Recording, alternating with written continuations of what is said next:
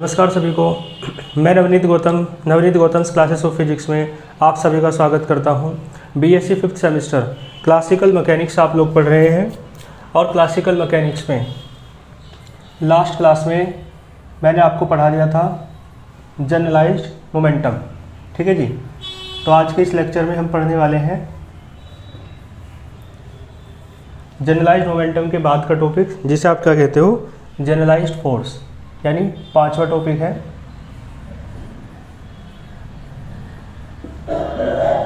Generalised force. ठीक है जी, generalised force.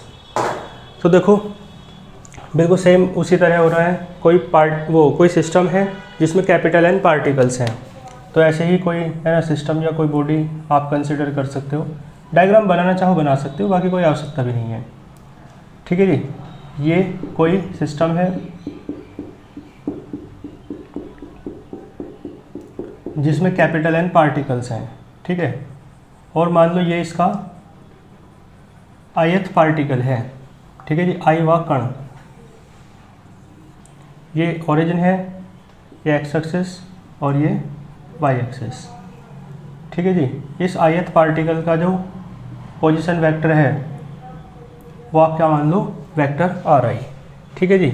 और इस सिस्टम में कितने पार्टिकल हैं, तो कैपिटल एन पार्टिकल्स हैं। ठीक है। अब बस आप जैसा डायग्राम में देख रहे हैं वैसे आप इसकी लैंग्वेज लिख सकते हैं। तो क्या लिखेंगे let us consider a system of capital N particles. ठीक है जी। Let us consider a system of capital N particles. Clear है। एक सिस्टम है जिसमें कैपिटल एन पार्टिकल्स हैं। ठीक। जो ith पार्टिकल है उस पर जो फोर्स लग रहा है मान लो कितना, मान लो वेक्टर एफ आई। ठीक है। तो टोटल जो कण हैं पार्टिकल्स हैं वो कैपिटल एन है, तो एक पर एफ आई लग रहा है तो एन पे कितना लगेगा, तो सबको जोड़ना पड़ेगा ना, तो सिग्मा आ जाएगा। ये तो आई वे पार्टिकल पे लग रहा है, ऐसे अलग अलग पार्टिकल पर लगने वाला फोर्स सबको जोड़ना पड़ेगा, तो क्या आएगा सिग्मा। और पार्टिकल है 1 से लेकर कैपिटल एन तक। तो ये पता है क्या है, ये है F I, vector F I केवल क्या था, ith पार्टिकल पर लगने वाला फोर्स। और ये पूरा सिग्मा 1 to n, आई बराबर 1 to n F vector F I, ये है पूरे सिस्टम पर लगने वाला फोर्स। ठीक है जी। तो लेट, ठीक है। और हाँ एक बात और बता दूं मैं आपको, ये जो n पार्टिकल्स का सिस्टम है इस पर कोई कंस्टेंट नहीं लग रही है, तो फ्री फ्रॉम फ्री है ना, ये फ्री है किससे, फ्रॉम कंस्टेंट्स। क्लियर है। और इस पे जो फोर्स लग रहा है सिस्टम पे, ये लेट सिग्मा आई बराबर 1 से लेकर n तक है और वेक्टर एफ आई ये क्या है, बी द फोर्स, ये फोर्स है। ठीक है जी। जो अप्लाई किया जा रहा है सिस्टम पर, तो applied on the system. Clear है। ठीक है जी। सिस्टम पर ये फोर्स अप्लाई किया जा रहा है। अब इसमें डिस्प्लेसमेंट भी होगा, तो आप क्या लिखो, देखो फोर्स लगाते हो तो क्या हो जाता है, डिस्प्लेसमेंट हो जाता है ना। तो डिस्प्लेसमेंट मान लो, ठीक है, मान लो वेक्टर डी आर आई है ना, तो इस फोर्स के लगाने के कारण क्या हो जाता है, एक डिस्प्लेसमेंट हो जाता है जिसे वेक्टर डी आर आई मान सकते हो आप। ठीक है। और जब फोर्स लगाएंगे डिस्प्लेसमेंट होगा तो वर्क भी होगा, तो पहले आप वर्क निकाल लेंगे और उस वर्क के एक्सप्रेशन से ही यहाँ पर आप जनरलाइज्ड फोर्स निकाल देंगे। ठीक है। तो मैं कह रहा हूँ लेट,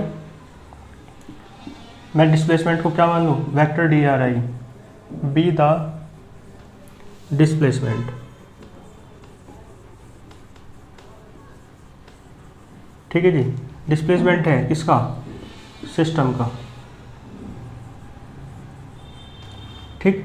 और क्यों, तो बाय वर्किंग द फोर्स, क्योंकि फोर्स वर्क कर रहा है। भाई डिस्प्लेसमेंट कब होता है, जब फोर्स क्या करता है, वर्क करता है। ठीक है जी। देन तो वर्क कितना होगा,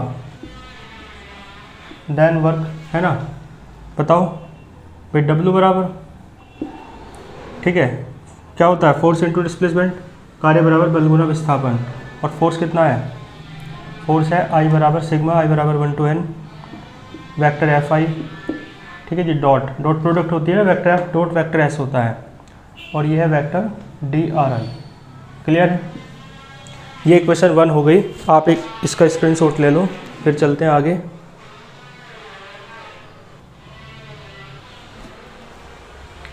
ठीक है जी, चलो, तो है ना, लैंग्वेज तो सारी वही रहेगी। ये इक्वेशन की आवश्यकता पड़नी है, अब कुछ नहीं करना। आपको वेक्टर DRI का एक्सप्रेशन पता है, वेक्टर DRI मैंने कराया था ना, कहाँ पर, याद करो, ये पता है क्या है, ये है जनरलाइज्ड डिस्प्लेसमेंट। वेक्टर DRI क्या है, जनरलाइज्ड डिस्प्लेसमेंट। ठीक है जी, तो मैं लैंग्वेज रफ कर देता हूँ बस, है ना, इतना छोड़ देता हूँ। ये लैंग्वेज में तो कोई दिक्कत है ही नहीं आपको, ठीक है।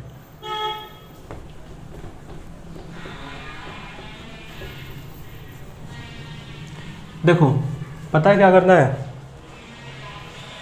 यहाँ पर वेक्टर Fi है ना, है, और वेक्टर DRI है।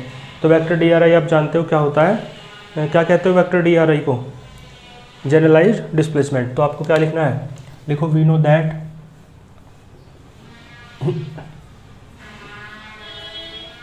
ठीक है जी, जनरलाइज्ड डिस्प्लेसमेंट करा रखा है ना, तो उसका फॉर्मूला आपको याद होना चाहिए। देखो जनरलाइज्ड डिस्प्लेसमेंट क्या होता है, आपको याद होगा वेक्टर DRI, ठीक, क्या होता था, सिग्मा था, J बराबर था 1 से लेकर n तक, डेल वेक्टर RI अपॉन में क्या था, डेल QJ, और यहाँ क्या था DQJ, ठीक है जी, प्लस यहाँ क्या था, डेल वेक्टर RI अपॉन में था डेल T, और यहाँ क्या था DT। ठीक है, ये एक्सप्रेशन मैंने कराया था, है ना, क्लियर है। और हाँ देखो एक चीज़ और मैं आपको एक कॉन्सेप्ट और बता दूँ, ये वाला कॉन्सेप्ट मैंने वहाँ नहीं बताया था, इसमें थोड़ा सा चेंज एक करना पड़ेगा। वो हालांकि बीच में मैं एक बार बता चुका हूँ, 2 चेंज करने हैं इसमें। एक चेंज मैं बता चुका हूँ, कौन सा, कि एक तो यहाँ पर कंस्टेंट नहीं है, सिस्टम में माना है ना फ्री फ्रॉम ऑल कंस्टेंट्स, इसका मतलब है स्मॉल n को कैपिटल N वाले में चेंज करना है, ठीक है, वो कर देंगे, ठीक है। और यहाँ पर देखो ये जो डिस्प्लेसमेंट है ना, ये बहुत छोटा डिस्प्लेसमेंट होता है, ये इतना छोटा डिस्प्लेसमेंट होता है कि ये टाइम पर डिपेंड नहीं करता। तो आप इसे D से डिनोट भी कर सकते हो वैसे तो, लेकिन सही मायनों में इसे डेल्टा से करते हैं, ठीक है जी, क्योंकि देखो DR क्या है, DRI ये है डिस्प्लेसमेंट जो टाइम पर डिपेंड करता है, ठीक है जी। लेकिन ये जो डेल्टा RI होता है ना, डेल्टा RI ये वो वाला डिस्प्लेसमेंट होता है जो टाइम पर भी डिपेंड नहीं करता, यानी इनफाइनेटेसिमल डिस्प्लेसमेंट जिसे आप कहते हैं, यानी अति सूक्ष्म, इतना कम टाइम में हुआ है कि टाइम ज़्यादा चेंज ही नहीं हुआ, है ना, इतने कम टाइम में हो जाता है ये। तो इसका मतलब क्या है, ये टाइम इंडिपेंडेंट डिस्प्लेसमेंट है और ये टाइम डिपेंडेंट डिस्प्लेसमेंट है। और मैं आपको बता दूं, ये तो एक्चुअल डिस्प्लेसमेंट होता है, एक्चुअल डिस्प्लेसमेंट। ये कॉन्सेप्ट आपको आगे काम आएगा जब आप नेक्स्ट टॉपिक पढ़ेंगे, प्रिंसिपल ऑफ वर्चुअल वर्क, ठीक है।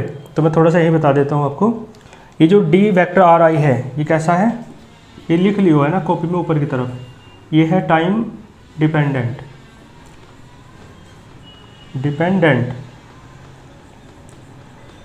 ठीक है जी, यानी ये टाइम पर डिपेंड करता है एक्चुअल डिस्प्लेसमेंट, आपको पता है, ठीक है जी। ये तो जानते हो ना, विस्थापन सामान्य वाला वही है डिस्प्लेसमेंट, और ये है वर्चुअल डिस्प्लेसमेंट, ठीक है। ये इतने कम टाइम में होता है, बल्कि सही मायनों में कहें तो होता ही नहीं है ना, ये एग्जिस्ट नहीं करता, लेकिन बस कंसिडर किया जाता है, ठीक है, कंसिडर किया जाता है। क्योंकि देखो आप खुद बताओ, जब टाइम पे डिपेंड नहीं कर रहा, इसका मतलब है बहुत कम टाइम में माना जा रहा है इस डिस्प्लेसमेंट को कि हुआ है, तो इतने कम टाइम में कहाँ ज़्यादा डिस्प्लेसमेंट होगा, इसका मतलब होगा भी यदि तो इतना कम है कि उसे आप नेगलेक्ट कर सकते हो। तो ये वर्चुअल है, यानी वर्चुअल इमेजनरी, ठीक है नहीं ज़्यादा, ना के ही बराबर है यदि है भी तो, और नहीं तो है ही नहीं, ठीक है। डेरिवेशन करने के लिए यूज पड़ेगा, इसलिए हमने मान लिया, ठीक है, इसलिए इसको क्या नाम दिया गया, वर्चुअल डिस्प्लेसमेंट, ठीक है। वर्चुअल डिस्प्लेसमेंट का कॉन्सेप्ट मैंने बताया, वर्चुअल वर्क जो है प्रिंसिपल ऑफ वर्चुअल वर्क उसमें यूज देगा। यहाँ भी थोड़ी सी आवश्यकता इसकी पड़ रही है। और मैंने क्या बताया कि ये टाइम इंडिपेंडेंट है।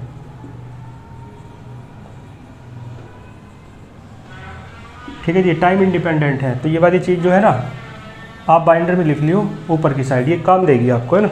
बाकी वर्चुअल वर्क से पहले चलो वर्चुअल डिस्प्लेसमेंट की डेफिनेशन हम दिखवा देंगे, कोई दिक्कत वाली बात नहीं है, समझ गए। तो मैं ये कहना चाह रहा हूँ डी जो है ना वो बड़ा है थोड़ा, और इसके बारे में बताऊँ तो यह है इनफाइनाइटेसिमल डिस्प्लेसमेंट। नीचे का दिख रहा है आपको? हाँ ठीक है जी, इनफाइनाइटेसिमल डिस्प्लेसमेंट यानी अति सूक्ष्म।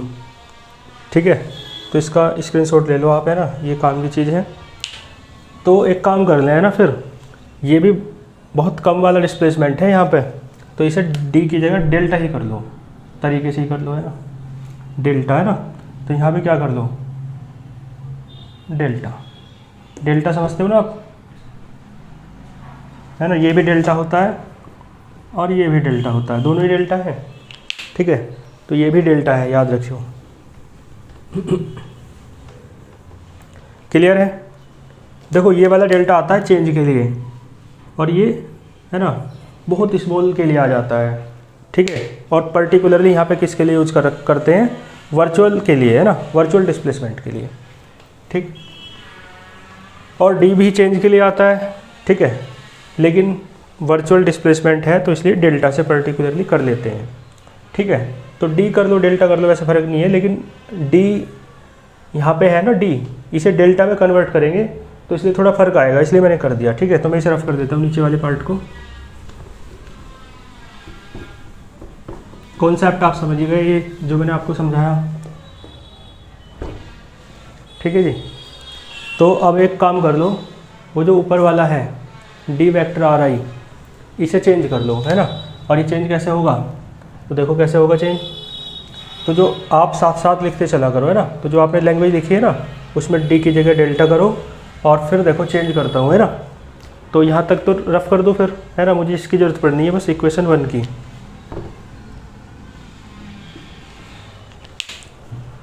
ठीक है, चलो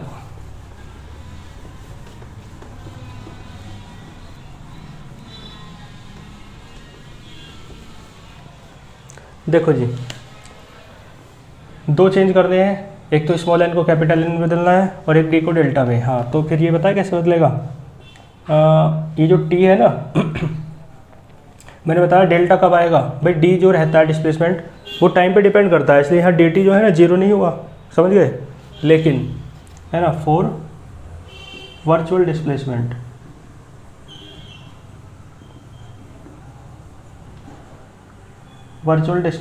के लिए, ठीक है,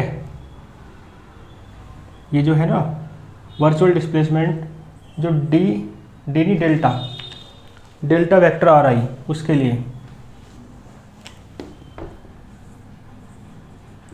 इसके लिए पता है क्या है, ये जो है ना वर्चुअल डिस्प्लेसमेंट डेल्टा आर आई क्या होता है, टाइम इंडिपेंडेंट, है ना। तो ऐसे लिखो virtual displacement delta R I is because करके, है ना, टाइम इंडिपेंडेंट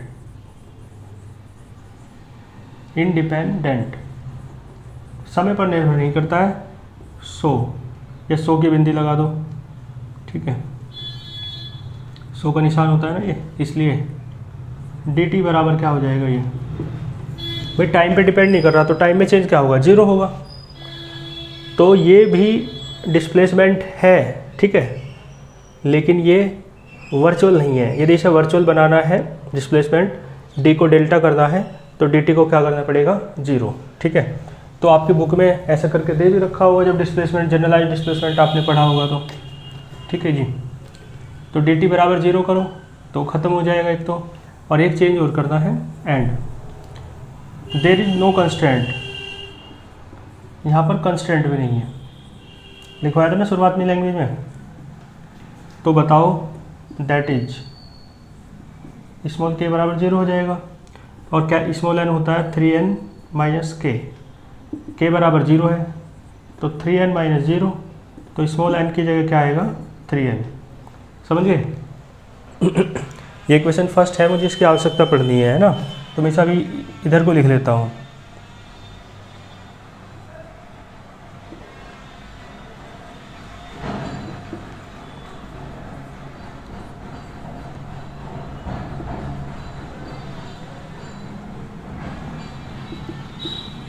ठीक है जी, ये क्वेश्चन फर्स्ट है, पूरी मैंने उधर लिख ली क्योंकि यहाँ पे अब मुझे थोड़ा नीचे लिखना है। ठीक है, समझ गए? तो एक काम करो, DRI को चेंज कर लो, एक तो DT की जगह 0 रखो और n की जगह रखो 3n।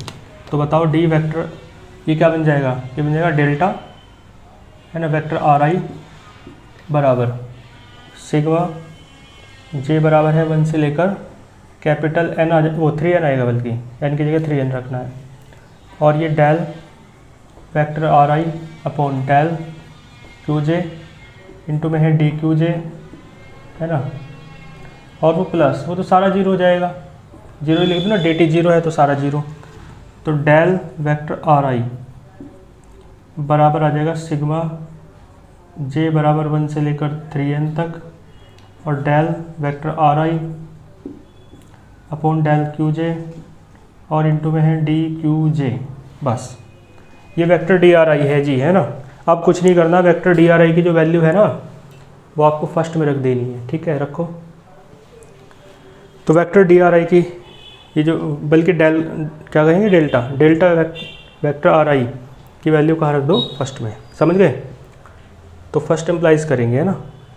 ठीक है, चलो अभी इधर ही कर लेते हैं, तो ये थोड़ी जगह है। फर्स्ट एम्प्लाइज, फर्स्ट ये लिखी हुई है, अलग है, ये वही है जहाँ आपने कॉपी में पहले लिखी है, दोबारा नहीं लिखनी। अब बस फर्स्ट एम्प्लाइज करेंगे, तो W बराबर सिग्मा I बराबर है 1 से लेकर कैपिटल N तक, ठीक है, वेक्टर FI और डॉट, इसकी वैल्यू रख दो, क्या आएगी? सिग्मा J बराबर है 1 से लेकर 3n तक, डेल वेक्टर RI है अपॉन डेल QJ है और इंटू में DQJ है। ठीक है जी, क्लियर? इसे थोड़ा सही से लिख लो। आपको वर्चुअल फोर्स निकालना है, बल्कि जनरलाइज्ड फोर्स।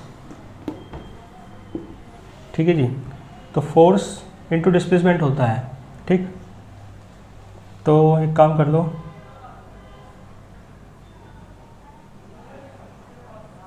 फोर्स के साथ है I बराबर 1 से लेकर n तक, वेक्टर FI है। ठीक है जी, डॉट में ये है, डॉट प्रोडक्ट वेक्टर्स के बीच होती है ना, तो ये वेक्टर है, ये वेक्टर है। ठीक, तो दोनों वेक्टर एक साथ लिखे हैं ना, और जो ये बचा ये सारा अलग लिख लो। सिग्मा है J बराबर है 1 से 3n, और क्या बचेगा इसके बाद? सिर्फ DQJ। क्लियर है? तो ये सारा है, ये है ना, इसे मान लो आप QJ, कैपिटल QJ। ठीक है, क्लियर है? इसका एक स्क्रीनशॉट ले लो। कहाँ से रफ करूँ? चलो इधर से रफ कर देता हूँ ना, स्क्रीनशॉट तो ले लिया आपने, बाकी साथ साथ नोट करके चल रहे होंगे आप, जैसा मैं कहता हूँ। ठीक है, अच्छी तरीके से पढ़ना वही माना जाता है जब साथ में क्लास के साथ में नोट्स बनाते चलें। ठीक है, मैंने क्या कहा, इसे QJ मान लो, है ना, तो W बराबर आ जाएगा, इसे तो QJ मान लो। ठीक है, कैपिटल QJ, और सिग्मा J बराबर है 1 से 3n, और यह है D स्मॉल QJ। और वेयर करके बता दो, ये चलो पहले बताएंगे वेयर करके। पहले से थोड़ा QJ को अंदर ले जाओ, तो J बराबर 1 से लेकर 3n तक, और QJ इंटू में DQJ। ठीक, ये आ गया आपका वर्क डन। ठीक है, लेकिन QJ क्या है, तो वेयर करके बताओ। वेयर QJ बराबर आपने माना ये, तो सिग्मा I है इसमें, I बराबर है 1 से लेकर कैपिटल N तक, वेक्टर एफ आई डॉट